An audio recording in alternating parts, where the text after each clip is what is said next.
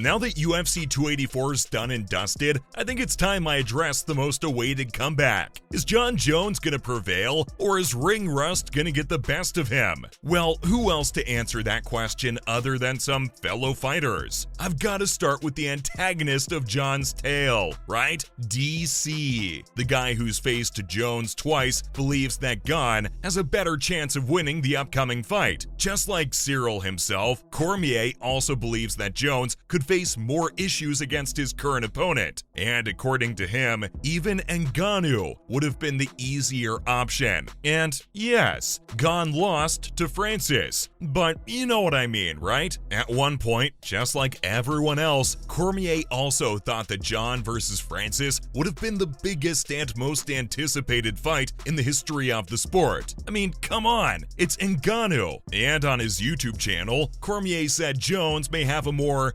difficult style matchup with Gane. The Frenchman is a long and rangy striker, just like Jones is. Normally, Jones's 84-inch reach has always paved his path to success, but he might have to take a different route with this one. But as Cormier said, Gane possesses a lot of the same qualities as Bones, plus the ability to move well. Daniel believes that Ciryl is a dog. I mean, after such an intense rivalry with Jones, you gotta admit, there might be a little bias, but that's okay. I didn't say I disagreed with DC, but hey, Daniel had a little advice for Jones, and that was to get tough-skinned. If it was me, I'd listen to him. But 2 years away from the ring, Jones gotta know this, right? Though he doesn't seem too nervous about it. Jones says that he feels like he's in a really good place right now, and MMA feels fun once again. That's a relief. I mean, after 3 years of missing out on all the action, you'd think the man would have some trouble fitting back in. Nope, it's almost as if he never left. Obviously, it's not like he hasn't thought things through. He's in a new division and all. That requires some careful consideration. And what really keeps him going is his strong faith. Jones believes that he's got God on his side. Wait, I think Mike Tyson said it about him too. Anyway, it's actually like he was the chosen one. He said, "I may have close fights, but I truly don't believe it's possible for me to lose." Let me be honest. He's really only had like, what, 2, maybe 3 close fights? His self-confidence is over the roof, as it should be, really, because everyone knows that the key to winning in MMA isn't just physical fitness. It's very heavily dependent on your mentality. But anyway, coming back to the fellow fighters and their predictions part. Guess who's taking Jon's side? Robert Whittaker. The Australian believes that Jon's gonna take down Ciryl. Robert stated that Jones wrestles on a totally different level, and the break might not turn out as rust, but as something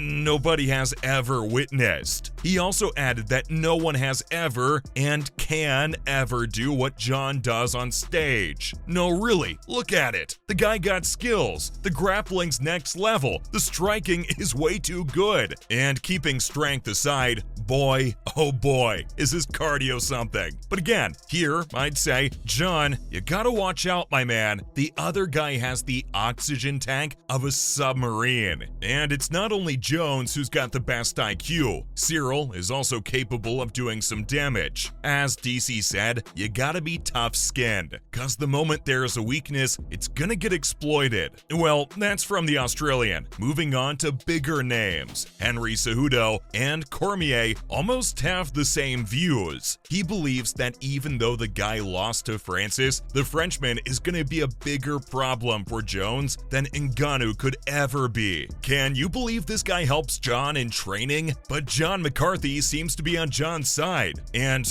well, he also said similar things to what Robert said. Great matchup. People who give Jon the most trouble are usually the ones that are closer to him in size. Yes, Jones might be in for a close call again, or maybe even worse, as there's only a 3-inch difference in the reach. And the 3 inches advantage isn't gonna sound that nice, especially when you realize that Cyryl's a bit taller than Jon. But boy, if Jon gets his way with the kicks, that's gonna be the end game. Cause let me tell you, yes, Ciryl is one good kicker, but he hasn't fought a kicker striker that comes even close to Jones. You know what I see? I see Gane just getting taken off his feet, but this next guy would probably disagree with that, and he's none other than Michael Bisping. Similar to many, he believes that Ciryl is probably the biggest guy Jones ever faced, and as I said a minute ago, a reach of 81 is no joke. And yes, Gane is going to face the GOAT, but handling pressure is another thing, right? The other guy is more accustomed to it, I guess. Jones has got more title fights under his name than Ciryl has in total under his UFC contract. Coming back to Bisping, he said that not only is Gane John's biggest opponent, but he's also way too swift with the movement. Hits like a heavyweight, moves like a middleweight. And not just that, he's got some nifty combos, and his approach is different from any other fighter. But compared to Jon Jones in terms of experience and well-roundedness, Ciryl certainly is at a deficit. Now, that doesn't mean Jon loses, but one would imagine at this early stage, according to the bookies, Gane should be the underdog, right? Well,